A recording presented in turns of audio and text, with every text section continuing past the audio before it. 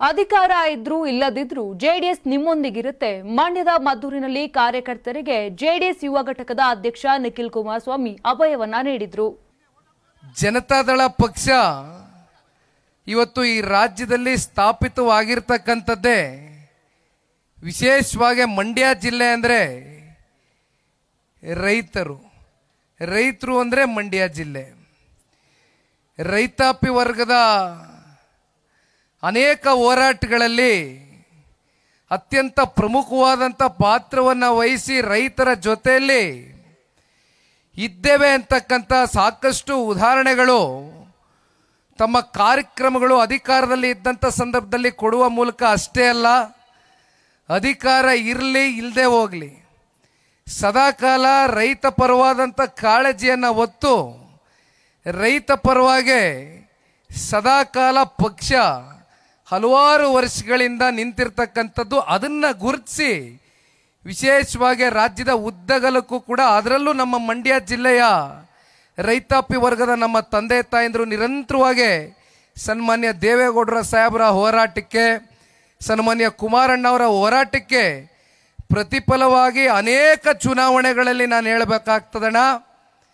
ಕಳೆದ 18ರ ವಿಧಾನಸಭೆಯ ಸಾರ್ವತ್ರಿಕ ಚುನಾವಣೆಯಲ್ಲಿ ಕುಮಾರಣ್ಣವ್ರನ್ನ ಮುಖ್ಯಮಂತ್ರಿ ಮಾಡಬೇಕು, ಮುಖ್ಯಮಂತ್ರಿಗಳಾಗಿ ನೋಡಬೇಕು ಅಂತಕ್ಕಂಥ ಅಭಿಲಾಷೆಯಿಂದ ತಾವು ತಗೊಂಡಿರ್ತಕ್ಕಂಥ ಅಂದಿನ ನಿರ್ಧಾರ ಮತ್ತೊಮ್ಮೆ ರಾಜ್ಯದಲ್ಲಿ ಸನ್ಮಾನ್ಯ ಕುಮಾರಣ್ಣವರು 2ನೇ ಬಾರಿ ಮುಖ್ಯಮಂತ್ರಿಗಳಾಗಿ ಮಾಡಿರ್ತಕ್ಕಂಥ ಕೀರ್ತಿ ಇವತ್ತು ಯಾವುದಾದ್ರೂ ರಾಜ್ಯದಲ್ಲಿ ಮೊದಲನೇ ಸ್ಥಾನ ಹೋಗಬೇಕು ಅಂತಕ್ಕಂಥದ್ದಾದರೆ ಅದು ಇಲ್ಲಿ ಸೇರಿರ್ತಕ್ಕಂಥ ಎಲ್ಲ ನಮ್ಮ ಮದ್ದೂರು ಹಾಗೂ ಸಂಪೂರ್ಣ ನಮ್ಮ ಮಂಡ್ಯ ಜಿಲ್ಲೆಯ ತಂದೆ ತಾಯಂದರಿಗೆ ಸಲ್ಲಬೇಕು ಅಂತಕ್ಕಂಥದ್ದನ್ನ ಈ ಸಂದರ್ಭದಲ್ಲಿ ಸ್ಮರಿಸ್ಕೊಳ್ತಾ, ಮತ್ತೆ ಈ ಬಾರಿಯೂ ಕೂಡ ಕುಮಾರಣ್ಣವರು ಲೋಕಸಭಾ ಚುನಾವಣೆಗೆ ಸ್ಪರ್ಧೆಯನ್ನು ಏನು ಮಾಡಿದ್ರು, ಕೊನೆ ಕ್ಷಣದಲ್ಲಿ ತಾವು ಯಾವ ರೀತಿ ಕುಮಾರಣ್ಣನ ನಡೆಸ್ಕೊಂಡಿದ್ದೀರಿ, ಯಾವ ರೀತಿ ಪಕ್ಷದ ಮೇಲೆ ತಮ್ಮ ಅಭಿಮಾನವನ್ನು ಅನೇಕ ಚುನಾವಣೆಗಳೆಲ್ಲ ತೋರಿಸಿದ್ದೀರಿ ಅಂತಕ್ಕಂಥ ನಿದರ್ಶನ ಕಳೆದ ಲೋಕಸಭಾ ಚುನಾವಣೆಯಲ್ಲಿ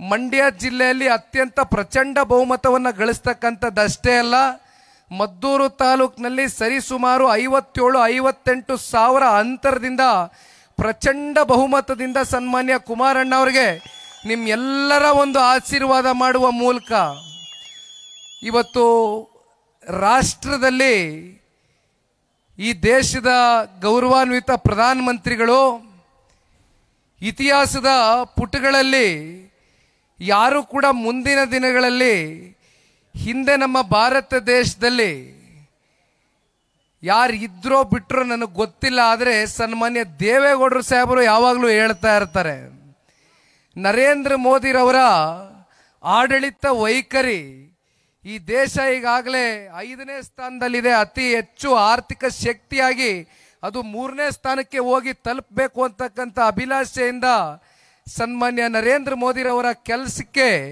ಬೆಂಬಲವಾಗಿ ಇಡೀ ದೇಶದ ಜನತೆ, ಕರ್ನಾಟಕ ರಾಜ್ಯದ ಜನತೆನೂ ಅಷ್ಟೇ ನಮಗೆ ಗೌರವವನ್ನು ತಂದುಕೊಟ್ಟಿದ್ದಾರೆ. ಅದರಲ್ಲಿ ಪ್ರಮುಖವಾದಂಥ ಸ್ಥಾನ ಮಂಡ್ಯ ಜಿಲ್ಲೆಯ ಎಲ್ಲ ಪ್ರಬುದ್ಧ ಮತದಾರ ತಂದೆ ತಾಯಂದಿರುಗಳು ನೀಡಿದ್ದೀರಣ್ಣ. ನಾನು 86 kg ಇದ್ದವಳು 71 kg ಬಂದಿದ್ದೀನಿ. ವಯಸ್ಸಾದ್ಮೇಲೆ ಸ್ಮಾರ್ಟ್ ಆಗಿ ಕಾಣ್ತೀರಾ ಅಂದ್ರೆ ಜಿನ್ನಿ. 126 kg ವೇಟ್ ಇದ್ದು ನಾವು ಈಗ 114 kg ಲೆಕ್ಕ ಬಂದಿದ್ದೀವಿ. ಯಾವುದೇ ಸೈಡ್ ಎಫೆಕ್ಟ್ ಆಗಿಲ್ಲ. 84ರಿಂದ 50 kg ಬಂದೆ, ಆಮೇಲೆ ಸಣ್ಣಗೆ ಫಿಟ್ ಆಗಿದ್ದೀನಿ. ಅದಕ್ಕೆ ನಾನು ಯೂಸ್ ಮಾಡ್ತಾ ಇರೋದು ಜೀನಿ ಸ್ಲಿಮ್. 84ರಿಂದ 50 kg ಬಂದೆ, ಆಮೇಲೆ ಸಣ್ಣಗೆ ಫಿಟ್ ಆಗಿದ್ದೀನಿ. ಅದಕ್ಕೆ ನಾನು ಯೂಸ್ ಮಾಡ್ತಾ ಇರೋದು ಜೀನಿ ಸ್ಲಿಮ್. ಸಣ್ಣ ಆಗಕ್ಕೆ ಜೀನಿ ಸ್ಲಿಮ್ ಯೂಸ್ ಮಾಡದೆ ಹೆಲ್ದಿನೂ ಅದೇ. ನೀವು ಸಣ್ಣ ಆಗ್ಬೇಕಾ, ಹೆಲ್ದಿ ಆಗ್ಬೇಕಾ, ಹಾಗಿದ್ರೆ ಜೀನಿ ಸ್ಲಿಮ್ ಯೂಸ್ ಮಾಡಿ. ಸಣ್ಣ ಆಗೋದಕ್ಕೆ ಯಾವುದೋ ಪ್ರಾಡಕ್ಟ್ ಹೇಳ್ತಾ ಇದ್ದಾಳೆ, ಏನಾದರೂ ಸೈಡ್ ಎಫೆಕ್ಟ್ಸ್ ಇದೆ ಅಂತ ಯೋಚನೆ ಮಾಡ್ತಾ ಇದ್ದೀರಾ? ಖಂಡಿತ ಇಲ್ಲ, ಯಾಕಂದ್ರೆ ಇದು ಕೆಮಿಕಲ್ ಫ್ರೀ. ಸಣ್ಣ ಆಗಬೇಕು ಅಂದರೆ ಜೀನಿ ಸ್ಲಿಮ್ ಯೂಸ್ ಮಾಡಿ. ಹೆಚ್ಚಿನ ಮಾಹಿತಿಗೆ ಕೆಳಗೆ ಡಿಸ್ಪ್ಲೇ ಆಗ್ತಿರೋ ನಂಬರ್ಗೆ ಕಾಲ್ ಮಾಡಿ.